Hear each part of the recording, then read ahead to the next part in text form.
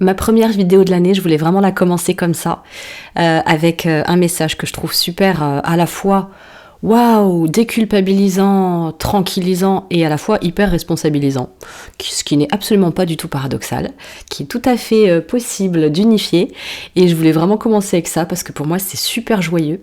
Donc je suis ravie de vous partager tout ça et j'espère vraiment que ça va bien vous faire kiffer et ça donne le ton de ma chaîne pour l'année 2024. Voilà, bonne écoute à vous et bonne année. On n'en a pas une lecture objective, quantifiable, pure, puisque en fait ce qu'on tire du monde, ce sont nos sensations, ce sont nos émotions. Enfin voilà, il n'y a qu'à voir l'actualité aujourd'hui. On traite de faits, de choses qui sont arrivées, et on voit bien que tout le monde est aux prises avec son émotionnel là-dedans.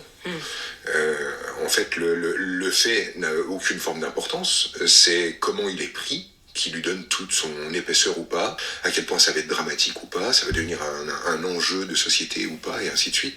Donc c'est bien la lecture que chacun va en faire, et puis qu'on va en faire en tant que groupe, qui va être la réalité de l'expérience. On n'expérimente pas le fait, on expérimente notre sensation, notre émotion, notre sentiment qui naît en contact avec ce qui apparaît, la réalité. Donc oui, la réalité existe, mais je considère que nous sommes des interprètes et qu'il n'y a pas deux personnes qui interprètent la réalité de la même manière. En ça, je m'intéresse énormément à notre façon de prendre la vie, parce que si tout le monde la filtre à sa manière, donc là, on a un levier de mouvement fabuleux. Si par contre, on est tous face à la même réalité objective et qu'on a tous la même vie, là, il n'y a plus de levier de mouvement. Dès que je comprends que la vie, je l'aperçois et que ma façon de l'apercevoir la teinte, là, j'ai à nouveau de la liberté de mouvement. Mais du coup, il faut être d'accord pour dire que la réalité que j'observe me concerne en propre et que tout le monde ne va pas ressentir le monde de la même manière. Attention, ça devient difficile aujourd'hui, on va te demander de t'insurger sur commande selon des faits. Donc les faits existent, on va te présenter le fait et on va te demander de ressentir ce que tu dois ressentir pour être une bonne personne. Si tu ne ressens pas ça, tu seras une mauvaise personne. Et on va essayer donc tout doucement de t'enjoindre de ne pas ressentir ce que tu ressens, mais de ressentir ce qu'on doit ressentir.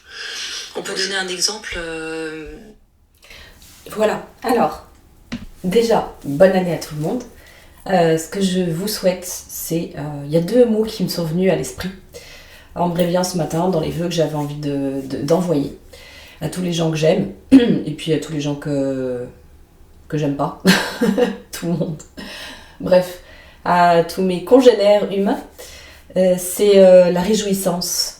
La réjouissance et l'enthousiasme. L'enthousiasme, ça rejoint vachement la vidéo que j'ai faite juste avant sur la curiosité. Parce que pour moi, quand on est curieux, je me rends compte en fait que les gens que j'aime beaucoup suivre dans ma vie depuis que je chemine plus consciemment et que voilà, je le fais plus consciemment, on va dire, je me rends compte que la qualité commune à toutes les personnes qui me font vibrer ou avec qui j'aime aller en stage ou suivre, lire les bouquins, écouter les vidéos, etc. Tous ces gens, ils ont un truc en commun, c'est la curiosité. Voilà, ce sont des grands curieux. Je rapproche le micro. Voilà, ce sont des grands curieux et cette curiosité, en fait, elle est vachement à leur avantage et elle est vachement à l'avantage du monde. Parce que cette curiosité, c'est ça, de laquelle va naître... j'allais dire des théories, mais des théories issues de l'expérience, parce que justement la curiosité pousse à l'expérience d'aller rencontrer des choses, rencontrer des gens, rencontrer des situations, rencontrer des points de vue, rencontrer ses états intérieurs. Ça, je dirais que c'est un peu la première chose selon moi, le truc primordial. Si on commence par ça, ça veut dire qu'on est prêt à ressentir. En fait, voilà. Et si on accepte de ressentir, on a tout gagné. Parce que de là, on va pouvoir devenir beaucoup plus libre et on va pouvoir faire des choix. Mais des choix plus conscients, en fait. Nos choix, ils doivent partir de notre ressenti et du recul qu'on peut prendre sur notre ressenti. Voilà, c'est ce qui me vient. C'est un peu ce qu'il dit Lobvé en même temps. Mais je constate que c'est juste, en fait. C'est pour ça que j'aime suivre Lobvé. Je suis pas toujours d'accord, mais il fait bouger. Il te pousse à te dire « Ah, putain, merde, oui, mais oui. » Donc, je vous disais... L'enthousiasme, qui est en rapport avec la curiosité de la vie, de soi-même et des autres, et de ce qui se passe, et de ce qu'on en fait. Et la réjouissance. Pourquoi la réjouissance? Parce que dans réjouissance, il y a jouir, il y a joie. C'est de nouveau. De nouveau parce que c'est comme tout change tout le temps. C'est comme si la jouissance d'une chose, c'était jamais la même que la jouissance d'avant de cette chose, même si c'est la même chose. Parce que le monde bouge et change. Je vais me réjouir de voir l'arbre fleurir au printemps, avoir ses feuilles, ses bourgeons et tout. C'est le même arbre, mais on est la saison suivante. Et donc, les choses ont changé. Moi, j'ai changé. Même lui, il a changé, même si c'est moins perceptible. Et donc, de ce fait, c'est réjouissance. Je jouis de nouveau, mais de quelque chose de voilà. Et donc il y a jouir et il y a joie. Et je souhaite de la joie. Et je pense que la joie, elle peut être apportée, pas seulement par des choses purement et simplement joyeuses, mais par exemple, les prises de conscience. Pour moi, c'est extrêmement joyeux. Quand je prends conscience de quelque chose, il y a un truc qui se passe, qui me fait joie, vraiment. Et qui me dit, avec cette petite nouvelle clé-là, je vais pouvoir vivre le monde différemment, vivre les gens autour de moi, mes proches, les nouvelles personnes que j'ai rencontrées différemment. Et je vais pouvoir rafraîchir mon angle de vue, rafraîchir ma manière de fonctionner. Et c'est comme si tout était nouveau, du coup. Et je trouve que cette vision, elle fait que la vie ne peut pas être morne, elle ne peut pas être lourde. Elle peut être lourde dans le sens de quand on vit des émotions difficiles, bien sûr qu'il y a une forme de lourdeur. Je ne nie absolument pas ça. Vraiment, quand on traverse des deuils, des choses comme ça, c'est lourd. Mais ma manière de les traverser, et ma manière de rafraîchir ma manière de les traverser, à travers une forme d'enthousiasme et de foi dans le fait que je pourrais, à un moment donné, avoir une réjouissance. Je ne sais pas quand, je ne sais pas par quel biais, je ne sais pas comment, par quoi, comment ça va se faire, mais je reste persuadée.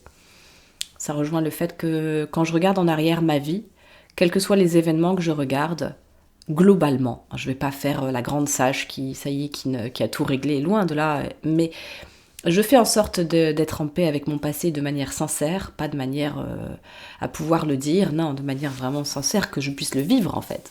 Que je le vivre vraiment moi, être en paix avec mon passé. Et de ce fait, je me rends compte que quand ça marche, quand je réussis, par divers biais, à faire la paix avec mon passé, je peux regarder mon passé en me disant « Waouh, c'est une vraie réjouissance ce passé, quels que soient les moments ». Voilà, et ça veut dire évidemment que j'ai accepté d'aller ressentir et d'aller quand même regarder qu'est-ce qui est en jeu, qu'est-ce qui s'est joué. Voilà, donc je vous souhaite ça. Et puis pour vous le souhaiter, j'ai commencé mon année avec une vidéo que je trouve assez percutante. Je vais vous en donner un tout petit bout, juste le début, pour vous donner peut-être envie d'aller regarder la suite, parce que l'idée c'est toujours d'aller cliquer sur les vrais liens des vraies vidéos. Mes vidéos, ce sont des introductions, ce sont des éventuelles inspirations pour vous. Mais l'idée c'est d'aller regarder la vidéo en entier, parce que moi je vous en mets toujours qu'une petite bribe, et la petite bribe, elle recèle peut-être pas en elle les trucs importants que vous pourrez en tirer. Ce sont des tout petits bouts, des extraits, mais les extraits c'est déjà ça. Voilà, et puis voilà, je vous souhaite évidemment la santé, et la santé pas que physique, la santé mentale surtout, parce que la santé mentale, je vois à quel point elle a des répercussions quand on n'en prend pas soin sur la santé physique. Et évidemment, quand la santé émotionnelle, physique et mentale ne sont pas au rendez-vous, non seulement ça nous dessert nous, mais ça dessert aussi le reste du monde. Donc même pour les gens qui n'ont pas spécialement envie de s'aimer eux et de prendre soin d'eux, s'ils veulent vraiment pouvoir être sympas avec les autres, c'est cool s'ils prennent soin d'eux quand même. Voilà. Allez, je vous envoie du Lobvet. C'est détonnant, mais c'est percutant. J'aime. J'aime, et je constate que, en tout cas, ce que je vais vous délivrer là, dans cette vidéo, moi, j'adhère totalement, parce que je vois à quel point je suis beaucoup plus créative quand je me fous la paix et quand j'accueille ces diverses parties de moi. Et ça ne fait pas de moi une mauvaise personne au final, au contraire, ça fait de moi une personne plus réjouissante, plus enthousiaste et plus consciente de ses choix. Et que ça plaise ou pas, en tout cas, moi je trouve que les répercussions dans le monde quand je regarde, elles sont plutôt pas mal. En tout cas, moi, elles me plaisent. Voilà, allez, je vous envoie un lever. Puis je vous souhaite une très très bonne année. Puis pas qu'une bonne année, je vous souhaite surtout une belle vie. Peu importe le temps qu'elle dure, qu'elle soit riche, très très riche, mais pas riche de ce que on croit qu'est la richesse. Riche de ce que vous allez trouver comme votre propre richesse, à vous, personnalisée. Voilà, ciao. En tout cas, j'ai eu envie de t'associer à cette interview, Arnaud, parce que tu chemines avec Franck depuis combien d'années? Presque une dizaine d'années, peut-être? Ouais, une dizaine d'années, 9 ans. Alors, ceux qui suivent Franck te connaissent bien, puisque... On est en 2024, donc ça fait 10 ans maintenant. Ça fait pile 10 ans? Ah ouais, t'as raison, c'est vrai. On est en 2024, attention, Ouais, c'est vrai, les amis. c'est vrai. Ça fait 10 ans que vous cheminez ensemble, et je me suis dit, tiens, c'est intéressant aussi de voir ce qui a bougé ou pas bougé chez toi, ce qui s'est transformé ou pas transformé. Avec plaisir. Et peut-être un peu comprendre comment tu accompagnes Franck d'une part, et puis peut-être avoir ce rôle du candide de toi qui suis finalement tous ces stages, ces masterclass, qui a les retours aussi sur les réseaux sociaux. Donc voilà, c'était un peu l'intention. Toi, tu venais un peu de quel univers pour mieux te connaître? Alors moi, j'ai une société qui est indépendante de ce que je fais avec Franck. J'ai une activité qui tourne depuis 20 ans, qui numérise des films. Donc en dehors du fait que je sois dans la vidéo, je ne suis pas lié au développement personnel. En revanche, je m'y suis intéressé, comme tous ceux qui sont dans cette pièce. Et à un moment donné, ça a résonné avec Franck. Ouais. Et moi, j'ai découvert Franck au Pérou. Tu sais pas ça? Non, oui, non. Non. C'était une vidéo de Franck que tu as regardée ou des audios? On m'a donné des audios de Franck, c'était Ici et Maintenant, tu te souviens? Ah ok, oui, bien sûr. Il y avait 10 heures d'audio et j'ai dévoré ça, et puis tiens, c'est pas mal, et puis j'ai frappé à sa porte et j'ai dit tiens, on va aller voir ce que c'est. Alors, ce qui est quand même singulier, c'est que tu as eu envie de te mettre aussi au service de sa parole et de ce qu'il... Ça, c'est venu... D'abord, moi, je voulais pas faire ça. J'ai jamais voulu, d'ailleurs, me rapprocher de Franck plus que ça.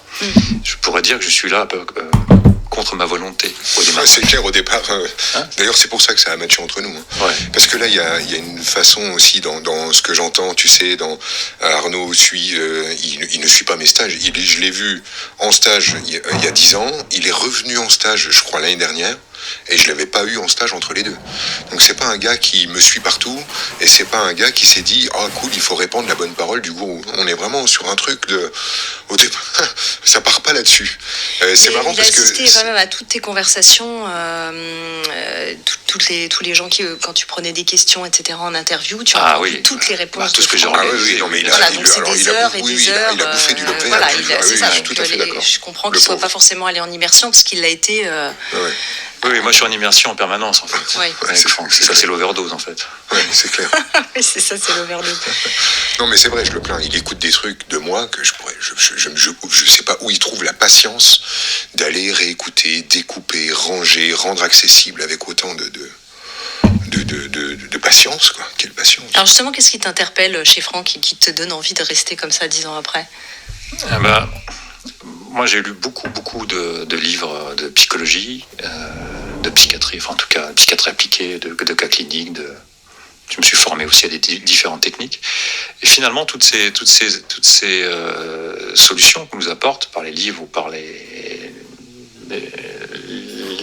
thérapies possibles, ça n'a jamais induit de changement important chez moi. Et je me suis posé la question, qu'est-ce qui fait qu'on change? En fait, toujours. C'est un peu d'ailleurs ce que tu disais dans ton introduction. Et Franck, c'est le seul, en tout cas aujourd'hui, que j'ai trouvé qui a une pensée qui induit un changement naturel. Sans effort. C'est ça. C'est-à-dire, c'est la fin de la lutte. Et c'est ça qui m'a intéressé. Et je l'ai appliqué sur moi pendant des années, en fait, avant d'envisager de le transmettre. Je me suis dit que ça marche tellement bien, cette affaire, que je pense que Franck est d'utilité publique. J'en suis arrivé là, en fait, à penser carrément que Franck... Donc, ce qui fait que ce que je fais avec Franck, c'est pas pour Franck du tout. C'est parce que je pense que ça peut servir à beaucoup de gens. Parce que ça repose principalement sur le bon sens. Franck, les gens qui viennent justement à tes stages ou qui t'écoutent, ça part d'une envie justement de changer. Pourquoi est-ce qu'on a envie de changer, en réalité? Je sais pas, parce que moi, j'ai pas envie. Il faut demander à des gens qui ont envie de changer. Il y a plein de sources, mais j'avoue que la plus probante dans les mondes dans lesquels on navigue, c'est-à-dire nous on est en Occident en 2024, la plus probante chez nous, c'est la quête d'intensité. C'est-à-dire que le changement, il renvoie sur une soif d'aventure qui est de plus en plus pressante, puisque notre monde s'est organisé autour de la sécurité. Donc on cherche très vite à se retrouver en sécurité, avec un métier, un CDI, un contrat qui est dur, une maison solide, un couple indéboulonnable. Et une fois qu'on a tout ça, on souffre d'être en sécurité. Donc en Occident, très souvent, le changement, c'est apporte-moi du neuf, apporte-moi de l'intensité, je veux simplement, je veux quelque chose, mais en même temps, quand tu parles avec les gens, ils savent pas ce qu'ils veulent. C'est-à-dire, je veux que quelque chose se produise, mais je ne sais pas quoi. Donc ça renvoie sur une quête d'impromptu, une quête de neuf, une quête de... Je veux des opportunités, des rencontres, des choses que j'ai pas encore vécues. Donc ça renvoie là-dessus pour moi, la notion de changement, globalement, comme je l'aperçois dans les stages. C'était intéressant quand tu as répondu au début à la question, tu as dit « mais moi j'ai pas envie de changer ». T'as jamais eu envie de changer en fait ? Sûrement que si, après j'ai pas toujours été... sage comme je suis aujourd'hui, entre moi et moi. Donc aujourd'hui, non, j'ai pas la moindre envie de changer quoi que ce soit. Et en fait, je suis arrivé à un endroit où moi je suis convaincu qu'on ne peut pas changer. Qu'en fait, tout ça, c'est des vues de l'esprit, c'est une fumisterie, ou alors c'est du jonglage avec les mots. Et je veux bien m'expliquer, mais pour moi, en fait, on ne change pas. Au fond, le vrai sujet qui me paraît être en dessous de la question du changement, c'est la question de l'expression. C'est-à-dire que, au lieu de m'attarder je cherche à ce que les gens bougent, ou changent, ou se transforment, etc., j'irai sur une autre notion, c'est les amener à voir comment ils vont s'exprimer. Parce que je crois que lorsque les gens veulent changer, c'est quand ils se sentent coincés dans leur niveau d'expression. De s'exprimer, c'est-à-dire s'exprimer à travers les mots de mon langage, de pouvoir dire ce que je veux, ce que je ressens, ma façon d'aimer, ma façon de douter, pouvoir m'exprimer donc de la manière la plus libre possible, mais aussi de pouvoir m'exprimer en tant qu'humain à travers une forme. Donc créer quelque chose, mettre au monde une entreprise, un enfant, une famille, mais je serai sur la question de l'expression. Et souvent, en fait, derrière la notion de changement, il y a l'idée que je suis comme ça, puis je vais devenir comme ça. Et en fait, la notion qui est en dessous, c'est je m'exprimais comme ça, et maintenant je vais m'exprimer comme ça. Et ce qui est dommage avec la notion du changement, c'est qu'on doit absolument se débarrasser de quelque chose dans le chemin. On doit changer. Moi, je suis sur un autre truc qui est je suis comme je suis. Et l'idée, en fait, n'est pas de me changer, mais de me reconnaître tel que je suis, me donner le droit d'être tel que je suis. Et plus je m'autorise, plus je me donne de droits, plus la façon dont je m'exprime dans le monde est différente. Et c'est ça, en fait, la quête sous-jacente. C'est je cherche à m'exprimer librement, à m'exprimer de manière jouissive, de manière créative, de manière différente. Je suis plus sur la question de qu'est-ce que j'exprime que est-ce que je dois changer ou non. Il y a un lien quand même avec la souffrance dans cette expression de la créativité ou pas forcément ? Moi, je suis convaincu, en fait, que les souffrances sont reliées à des parts de soi qui n'ont pas voix au chapitre et qui n'ont pas le droit de s'exprimer. Et je crois que derrière la notion du changement, il y a souvent la notion de la table rase, d'éradiquer un système, de passer à autre chose. C'est assez glorifié l'idée de changer du tout au tout. Mais moi, je considère que en réalité, sur le terrain, dans la vie des gens, c'est de l'ultra-violence, le changement.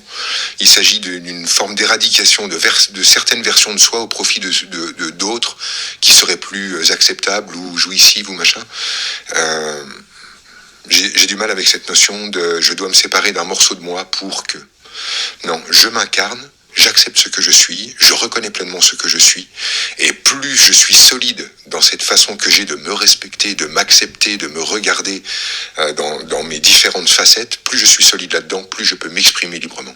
Et s'exprimer librement ne nécessite plus jamais de changer. Ce qu'on cherche, au fond, à mon sens, c'est la liberté totale d'être, donc d'expression.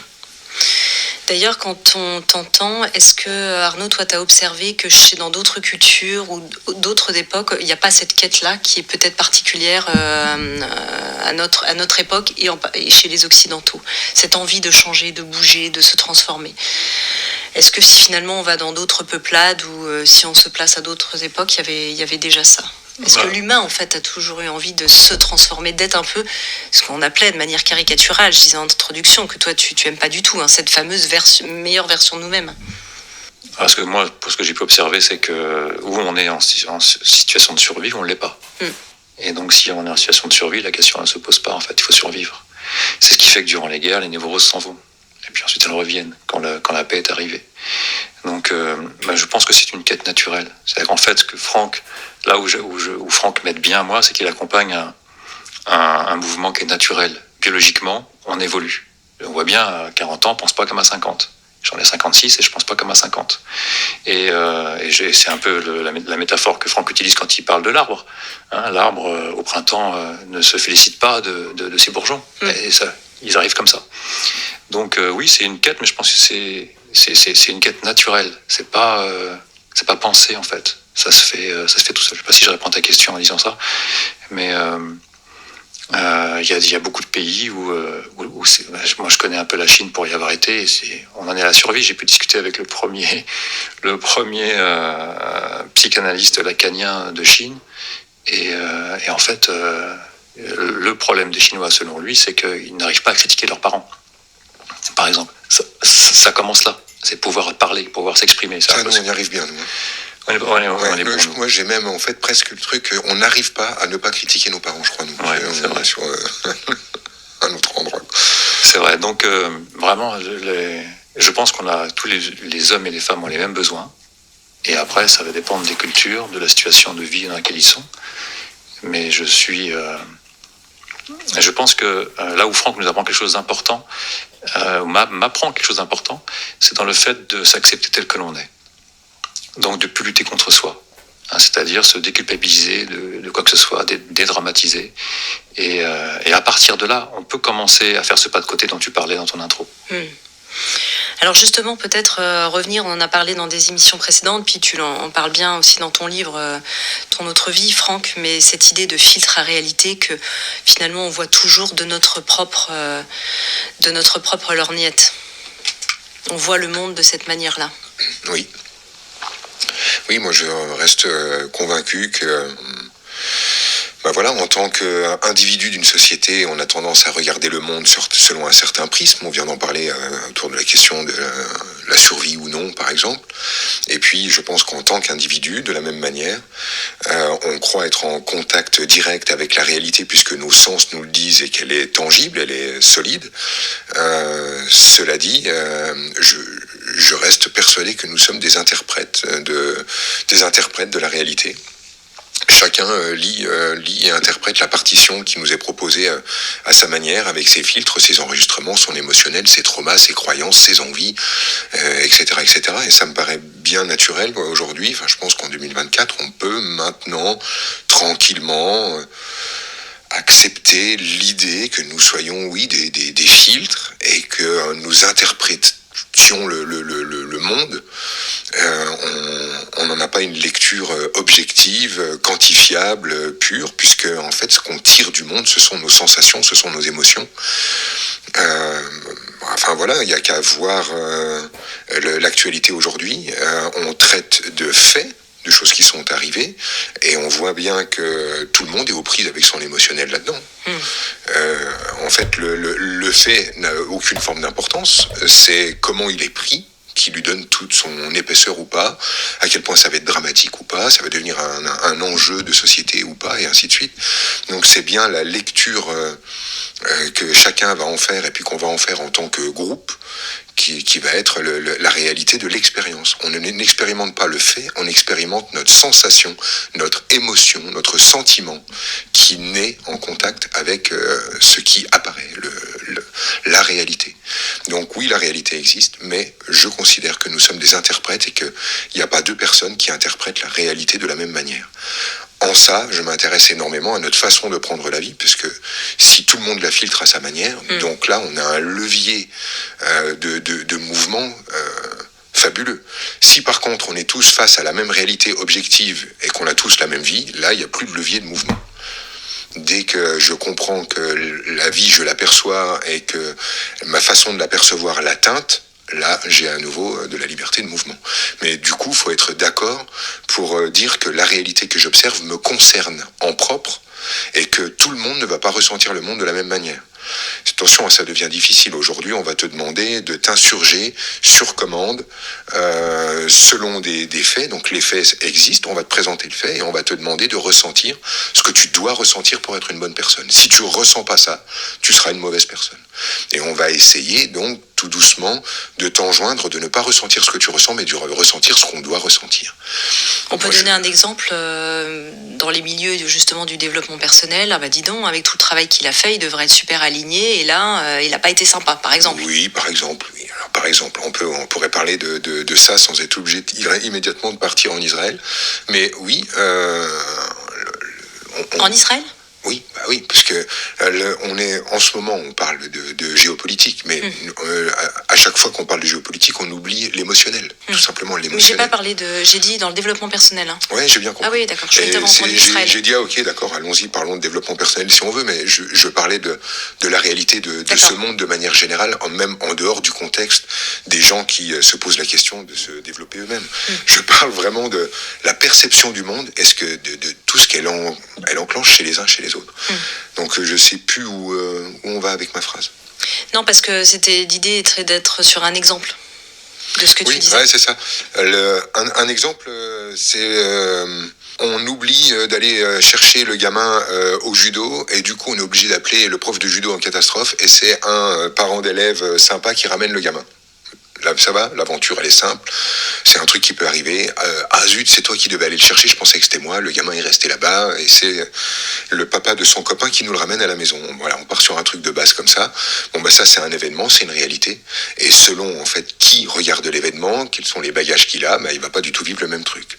Donc si on est sur un papa qui a vécu une sensation d'abandon et etc., il va vivre ça avec une telle hauteur. Si c'est une maman qui, elle, a toujours vécu dans une communauté à l'aise où de toute façon on s'entraide, on est les uns avec les autres, il n'y a pas de danger, machin, elle va vivre autrement et chacun va le vivre à sa manière.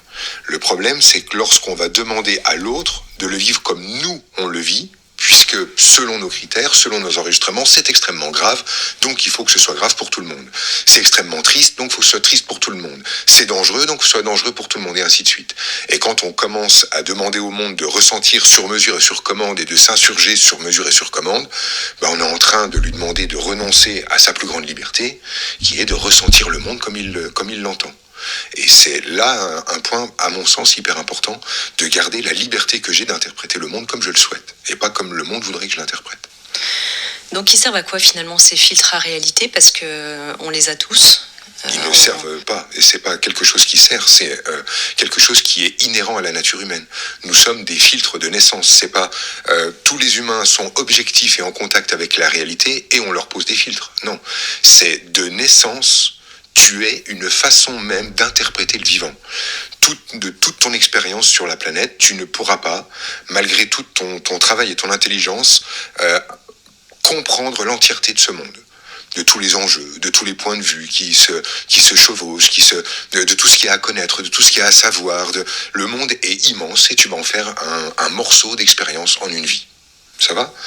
Et chaque personne qui va venir faire cette expérience ici sur Terre va être de naissance, par le simple fait d'être un humain, va être lui-même un filtre, c'est-à-dire une façon d'incarner le monde, une façon de respirer le monde, une façon de vivre le monde qui lui sera propre. Et il n'y a pas deux humains qui le vivent de la même manière. C'est pas un filtre qui est posé et qui sert ou pas à quelque chose, c'est nous sommes des filtres à réalité dans la simple idée qu'on est incapable de prendre le monde entier.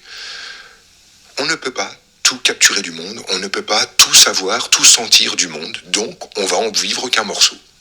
En ça, nous sommes déjà des filtres. Par contre, en prendre conscience qu'on est des filtres à réalité importants. Alors là, ça change tout. C'est-à-dire prendre conscience que je suis un filtre à réalité me permet en fait de comprendre que un événement est un événement et ce que j'en ressens est un deuxième événement. Ça n'est pas la même chose. Une gamine tombe d'un cheval, c'est un événement. Comment moi je vais le vivre, c'est nouveau, c'est neuf. Comment je vais le vivre, personne ne va le vivre autrement. Comment elle va le vivre, personne ne va le vivre autrement. Comment sa mère va le vivre, personne, et ainsi de suite. Donc les événements sont des événements, mais chacun va le vivre à sa manière. Quand on est au courant que chacun le vit à sa manière, on comprend en fait pourquoi ça devient extrêmement compliqué de vivre ensemble. En fait, on n'accepte pas que les choses ne fassent pas autant mal aux uns et aux autres, ne soient pas aussi urgentes pour les uns et pour les autres, ne soient pas si graves pour les uns et pour les autres. On n'accepte pas en fait simplement les points de vue des autres. Donc on essaye absolument de convaincre les autres que ce qui nous est dangereux est dangereux, ce qui nous est grave, et ainsi de suite, puisqu'on voudrait que le monde entier pense comme nous, et c'est à mon avis là tout le problème.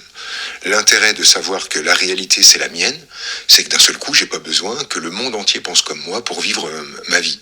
Je peux simplement vivre ma vie en me disant, bah tiens, ça, moi, ça me touche plus que les autres, ça m'énerve plus que les autres, ça me libère plus que les autres, et ainsi de suite, et ce sera mon point de vue.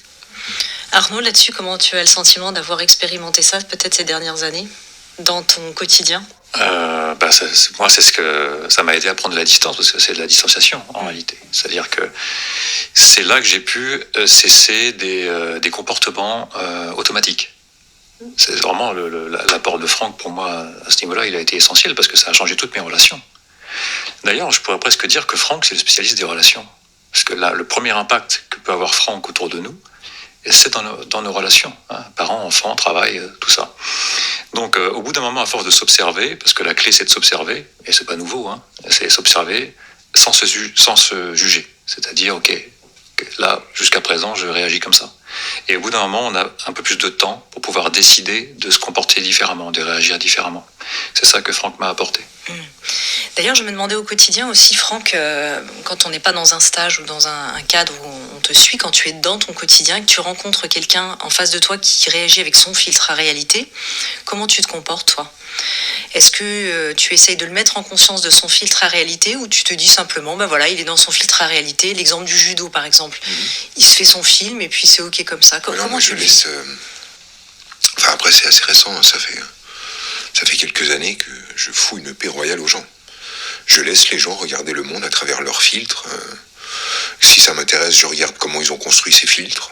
Voilà, parce que pour le côté chercheur, moi j'aime bien ce genre de truc. Mais je ne parle pas à qui que ce soit qui ne m'ait pas payé pour ça. Donc je laisse les gens penser ce qu'ils pensent, voir le monde comme ils le voient, et prendre les mesures qui s'imposent. Je ne suis pas dérangé par leur façon de faire, puisque ma vie, moi, c'est moi qui la fabrique avec le regard que j'ai sur le réel. Donc depuis que je suis conscient de la façon dont je fabrique ma réalité, j'ai plus besoin de me prendre le chou à propos de comment les gens fabriquent autour de moi, puisque moi j'ai la clé pour moi. C'est-à-dire je sais comment moi je vais pouvoir de toute façon prendre les choses comme j'ai envie de les prendre.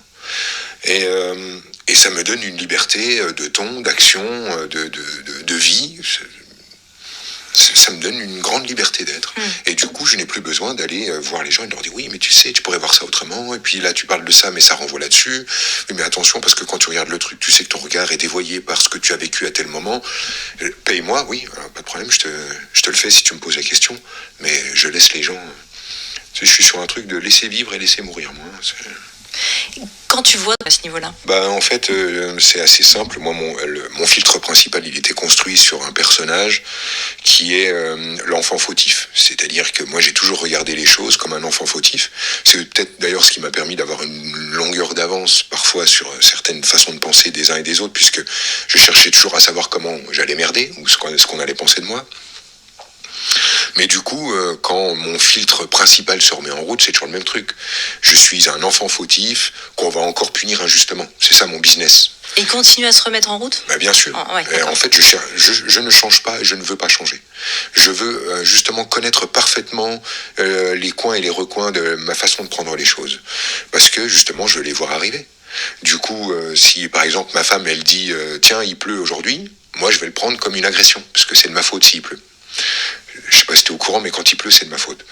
Tu vois, c'est ça l'état d'esprit d'un enfant fautif. Il pense que tout ce qu'il fait, c'est de la merde, et si c'est pas lui qui le fait, c'est quand même de sa faute. Donc j'ai ce filtre-là qui va se mettre en place, et à chaque fois que je me sens fautif, ou que j'ai l'impression qu'on me reproche un truc, je sais que c'est mon business habituel qui se met en place. C'est mon business de récolte d'énergie. C'est mon petit personnage qui vient faire sa récolte du pauvre petit gars qui a encore mal fait. Donc je connais tellement mon business par cœur que quand il se présente, voilà, je laisse courir, je m'en fous. Si tu veux, ça devient anecdotique. Je mise pas dessus. Je n'y crois pas. Je regarde le truc, je ressens, je vois l'enfant fautif qui fait puis je laisse couler, je m'en fous. Mais je cherche même pas à prendre les choses autrement. Pendant un temps, si tu veux, quand il y avait une situation qui apparaissait, je me disais, c'était un point pour moi qui était la clé du pouvoir. Pour moi, la clé du pouvoir de l'être humain, c'est le choix. Et je souhaitais absolument, en chaque circonstance, avoir plusieurs possibilités, c'est-à-dire plusieurs angles de lecture. On me fait une queue de poisson sur la route, je veux avoir différents angles, je veux les avoir parce que du coup j'aurai du pouvoir. Je m'explique. Si on me fait une queue de poisson et que j'ai qu'une seule réaction, c'est-à-dire l'autre a essayé de m'assassiner, etc., j'ai pas de choix, j'ai pas de pouvoir, et c'est l'autre dans une voiture que je ne connais pas qui va décider de mes sentiments, de mon état d'être, de comment je me sens. Si par contre j'ai au moins 2 entrées, c'est-à-dire 2 lectures possibles de l'événement qui me conviennent, là je suis libre. Et pas forcément une version positive. Hein. Donc la première, c'est par exemple, le gars a tenté de m'assassiner, tu vois, et la deuxième, c'est le gars vient de faire une crise cardiaque, il est en train de crever dans sa bagnole. Voilà, donc j'ai 2 versions. À partir du moment où j'ai 2 angles de vue sur quelque chose qui apparaît dans la réalité, d'un seul coup, j'ai le choix. Je le prends comme je veux. Alors tu le prends comment ? On a tenté de t'assassiner ou le gars est en train de mourir dans sa bagnole ? En tout cas, dès que j'ai 2 choix, c'est moi qui ai le pouvoir. Quand il y a un seul choix, je suis face à la réalité, la dure réalité, oui, mais tu te rends compte, les gens aujourd'hui sur la route, comment ils font. En victime, quelque part. Immédiatement, je suis victime de la dure réalité. Donc pour moi, le siège de mon pouvoir, c'est un événement contient plusieurs lectures. Donc, pendant des années, je cherchais un autre angle, une autre vision de quelque réalité que ce soit. Il me fallait un autre angle pour me dire ça peut être ça ou ça peut être ça. Aujourd'hui, c'est fini. Je ne fais plus du tout ça. Je sais que quoi qu'il arrive, ça supporte plusieurs lectures, point. C'est tout. Et ça m'a permis de sortir des phrases qu'on pouvait prononcer avant. Je sais pas, je sais plus dans quel monde vivent les gens, tu sais, le monde où on dit oui, machin, mais tu m'as quand même dit que... Bon, voilà, tout ça, c'est sorti de ma vie. Hein. Mais cette gymnastique peut être quand même intéressante comme point de départ, justement, pour voir qu'on en a plusieurs, parce qu'au départ, on n'en est peut-être même pas conscient. Oui, il y a tout... Je remarque avec les gens, Arnaud est plus en contact avec les mécanismes et les pas à pas des gens. Je pense, mais oui, il y a des étapes. Arnaud, là-dessus ? Voilà, je suis super contente de vous avoir partagé ça pour le début d'année, parce que déjà je me reconnais vachement dans l'objet, mais vraiment dans le sens de l'enfant fautif, et ça m'a vraiment aidé moi. Je pense que c'est aussi pour ça que j'ai beaucoup accroché avec lui. En tout cas, quand je dis accrocher, c'est pas le gouroutiser ou en faire quelqu'un qui a raison et que je dois suivre et qui, moi j'ai rien compris, lui il a tout compris. Non, chaque humain en fait, comme il le dit très bien, a un filtre. Et moi je sais que ce dont il parle me parle parce que je pense que j'ai un peu le même filtre de base, à savoir chacun a sa forme de victimisation, et moi dans ma victimisation il y a des trucs communs avec lui. Donc du coup ça me fait marrer parce que je me dis effectivement, quand on comprend ça et qu'on modèle finalement son réel, je dis bien son réel parce que c'est pas le réel, enfin le fait comment on voit, comment on le modèle et qu'on le démodélise finalement en y apportant plusieurs versions et après en se foutant la paix. Ça c'est la finalité de ce qu'il raconte finalement, parce qu'il faut déjà commencer par voir plusieurs points de vue. C'est vrai que quand je dis il faut, c'est que c'est pas qu'il faut, c'est que ça nous rend tellement plus libres et tellement plus heureux, et quand on est plus libre et plus heureux, je suis navrée, mais la réalité qui en découle, c'est qu'on est plus créatif et que le monde il va vachement mieux, parce que chacun met sa patte de créativité. Et puis voilà, on n'est pas là pour être dans un monde bisounours, mais c'est quand même plus fun. Enfin en tout cas moi dans ma réalité, mon filtre de réalité, la vie est plus fun quand chacun fait preuve de créativité. Et la créativité elle peut pas exister quand on est figé dans un point de vue, c'est impossible, parce que figé dans un point de vue, ça veut dire commencer à développer de la peur. La peur que ça reste comme ça, la peur que... Et c'est comme une menace, c'est comme si on vivait dans un monde de menaces. Et c'est plus sympa de vivre dans un monde créatif que dans un monde de menaces. Et la créativité, elle part de soi, elle n'arrive pas de l'extérieur. Voilà. En tout cas, elle part de soi dans le sens d'un choix. d'un choix d'arrêter de voir les choses que sous un seul angle. Voilà, bref, je vais trop loin. Voilà, c'est tout. Je suis super contente de vous avoir partagé ça, parce que moi, ça me parle beaucoup. Je trouve que c'est très puissant. C'est une base très puissante, en fait. Le pouvoir du choix, en fait, c'est le seul vrai pouvoir qu'on a, choisir. Je peux pas choisir ce qui se passe, mais je peux choisir ce que j'en fais. Ça peut me changer la vie, tout simplement. Et ça, c'est vraiment chouette. Je vous souhaite vraiment une très belle année. Et puis, je vous souhaite de faire vos kiffs. Moi, je kiffe faire des vidéos. Et je le fais. Je vous souhaite de vraiment prendre contact avec vos kiffs et de les entretenir. Parce que franchement, c'est une merveille. Ciao.